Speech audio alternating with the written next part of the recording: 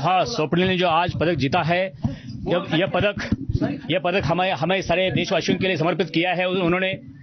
आज हमें गर्व है कि स्वप्निल का एक स्वप्न था कि मुझे ओलंपिक में पदक जीतना है, अपने परिवार के लिए, गांव के लिए, सारे देशवासियों के लिए उसने पदक जीता है। हमें सभी लोगों को इसका गर्व है, अभिमान भी होता है। कितने साल से स्वप्निल मेहनत कर रहा है? जब स्वप्निल ने 8वीं कक्षा पास की, तब से यह अपने नेमबाजी का सराव करता रहा। आज तक उन्होंने कभी अपने इस खेल में कभी आलस नहीं किया, कोई दिरंगाई नहीं की। हमेशा एक दिन वो खाना खाने के लिए रुकता था, लेकिन अपना प्रैक्टिस कभी नहीं उसने रुका दिया। मुझे गर्व है कि हमेशा हम जब फोन करते थे तब यह हमेशा अपने प्रैक्टिस में रहता था।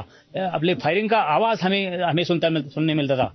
जब हम फोन करते तब हमें अच्छा लगता था। कसं स्वागत आता स्वप्निलचं करणार आहे, कारण तो आता एक अभिमानाचा क्षण घेऊन परततोय।